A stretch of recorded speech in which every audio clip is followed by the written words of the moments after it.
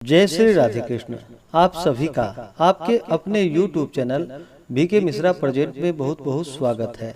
आइए आज आप सब सुनेंगे कामदा एकादशी द्वादशी पारण के दिन तुलसी माता की कथा।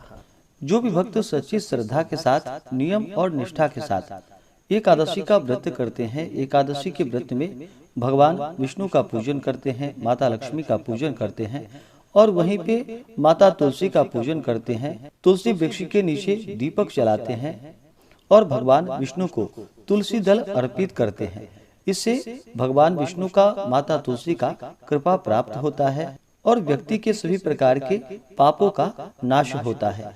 एकादशी का व्रत बड़ा ही पवित्र माना गया है और वहीं पे जो भी भगवान विष्णु को तुलसी दल अर्पित करते हैं उनके ऊपर विशेष प्रकार से भगवान विष्णु का कृपा सदैव बना रहता है। हिंदू धर्म में तुलसी का वृक्ष जो कि बड़ा ही पवित्र माना गया है, जहाँ पर भी तुलसी का पौधा होता है वहाँ पर यम के दूत असमय नहीं आते जाते हैं और प्रत्येक दिन माता तुलसी का पूजन किया जाता है। माता तुलसी का जो कि पूजन करना चाहिए, तुलसी वृक्ष के नीचे प्रत्येक दिन दीप जलानी चाहिए और विशेष प्रकार से जो कि कार्तिक के महीने में भगवान शालिग्राम के साथ माता तुलसी का विवाह संपन्न कराया जाता है। इससे जो कि अनंत फलों की प्राप्ति होती है। तो आइए सुनते हैं माता तुलसी से जुड़ी हुई पौराणिक कथा। अगर आप एकादशी व्रत द्वादशी पारण के दिन ब्राह्मण दक्षिणा, अन्नदान, वस्त्र दान आदि के लिए देना चाहते हो तो आप अपने श्रद्धा और सामर्थ्य के अनुसार हमें डिस्क्रिप्शन में जाकर के वहां से गूगल पे, फोन पे या अकाउंट नंबर के माध्यम से आप अपने श्रद्धा और सामर्थ्य के अनुसार हमें ब्राह्मण दक्षिणा प्रदान कर सकते हैं। तो आइए सुनते हैं द्वादशी पारण के दिन तुलसी माता की कथा। तो बोलिए प्रेम से माता तुलसी की जय, भगवान विष्णु की जय, भगवान शालिग्राम की जय, सर्वदेवी देवता की जय। माता तुलसी से जुड़ी हुई एक पौराणिक कथा जो कि बड़ी ही प्रचलित है। श्रीमद् देवी भागवत पुराण में इनके दिव्य अवतरण की दिव्य लीलाएं और कथाएं बतलाई गई है। एक बार भगवान शिव ने अपने तेज को समुद्र में फेंक दिया। उसमें से एक महातेजस्वी बालक ने जन्म लिया। यह बालक जो कि आगे चलकर जालंधर के नाम से बड़ा ही पराक्रमी दैत्य राजा बना। इसकी राजधानी का नाम जो कि जालंधर नगरी पड़ा। दैत्यराज कालनेमी की कन्या वृंदा का विवाह जालंधर से हुआ। जालंधर जो कि महाराक्षस था, अपनी सत्ता के मद में चूर उसने माता लक्ष्मी को पाने की कामना से युद्ध किया, परंतु समुद्र से ही उत्पन्न होने के कारण माता लक्ष्मी ने उसे अपने भाई के रूप में स्वीकार किया। वहां से पराजित होकर वह माता पार्वती को पाने की लालसा से कैलाश पर्वत पर चल पड़ा। भगवान देवादिदेव महादेव शिव का ही रूप धारण कर माता पार्वती के समीप गया, परंतु माता पार्वती ने अपने योग बल से उसे तुरंत ही पहचान लिया तथा वहां से वह अंतर ध्यान हो गई।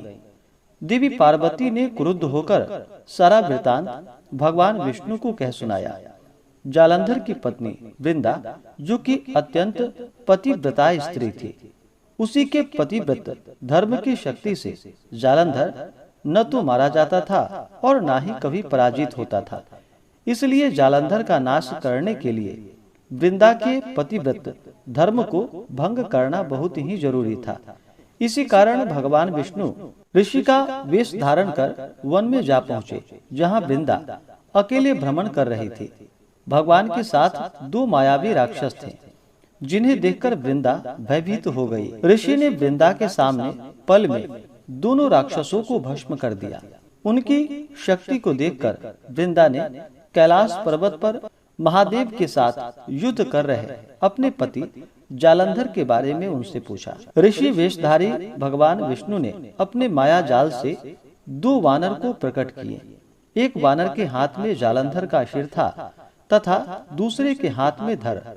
अपने पति की यह दशा को देखकर वृंदा मूर्छित होकर गिर पड़ी। होश में आने पर उन्होंने ऋषि रूपी भगवान से विनती की कि वह उसके पति को जीवित कर दे। भगवान ने अपनी योग माया से पुनः जालंधर का सिर धर से जोड़ दिया परंतु स्वयं भी उसी शरीर में प्रवेश कर गए। वृंदा को इस छल का जरा भी आभास न हुआ। जालंधर बने भगवान विष्णु के साथ वृंदा, जो कि पतिव्रता का व्यवहार करने लगी, जिससे उसका सतीत्व भंग हो गया। ऐसा होते ही वृंदा का पति जालंधर, जो कि देवादिदेव महादेव भगवान शिव शंकर से युद्ध कर रहा था, वह वहां पर हार गया और मारा गया। इस सारी लीला का जब वृंदा को पता चला तो उसने क्रुद्ध होकर भगवान विष्णु को शिला होने का श्राप दे दिया तथा स्वयं भी सती हो गई। जहाँ वृंदा भस्म हुई थी वहां पर तुलसी का पौधा उगा। भगवान विष्णु ने वृंदा से कहा कि हे वृंदा, तुम अपने सतीत्व के कारण मुझे लक्ष्मी से भी अधिक प्रिय हो गई हो। अब तुम तुलसी के रूप में सदा ही मेरे साथ रहोगी। जो मनुष्य मेरे शालिग्राम रूप के साथ तुलसी का विवाह करेगा, पूजन करेगा, उसे इस लोक और परलोक में विपुल यश की प्राप्ति होगी। जिस घर में तुलसी होती है वहां पर यम के दूत असमय नहीं आ जा सकते। गंगा व नर्मदा के जल में स्नान तथा तुलसी का पूजन, जो कि बराबर माना जाता है, चाहे मनुष्य कितना भी पापी क्यों न हो। मृत्यु के समय जिसके प्राण मंजरी रहित तुलसी और गंगा जल मुख में रखकर निकल जाते हैं, वह पापों से मुक्त होकर वैकुंठ धाम को प्राप्त होता है। जो मनुष्य तुलसी व आंवलों की छाया में अपने पितरों का श्राद्ध करता है, उसके पितर भी मोक्ष को प्राप्त हो जाते हैं। इसी प्रकार से जो भी भक्त सच्ची श्रद्धा के साथ, नियम और निष्ठा के साथ माता तुलसी का पूजन करते हैं, भगवान विष्णु भगवान शालिग्राम का पूजन करते हैं, तुलसी वृक्ष के नीचे दीपक जलाते हैं और कार्तिक के महीने में खास करके भगवान शालिग्राम के साथ तुलसी का विवाह संपन्न कराते हैं, तो उन्हें विपुल यश की प्राप्ति होती है तथा कन्यादान का फल प्राप्त होता है। सभी प्रकार के पापों का नाश होता है तथा विशेष प्रकार से माता तुलसी भगवान विष्णु माता लक्ष्मी की कृपा प्राप्त होती है। तो आशा करता हूँ कि यह जानकारी आपको अच्छा लगा हो। इसी प्रकार से ज्ञानवर्धक जानकारियाँ प्राप्त करने के लिए हमारे इस चैनल पे अगर आप नए हैं तो चैनल को लाल बटन दबा करके सब्सक्राइब करें, साथ में बेल आइकन घंटी को दबाएं, ताकि मेरे वीडियो का नोटिफिकेशन आपको समय से मिलता रहे। वीडियो को लाइक करें, शेयर करें। सुखी रहें और स्वस्थ रहें। जय श्री राधे कृष्ण। धन्यवाद।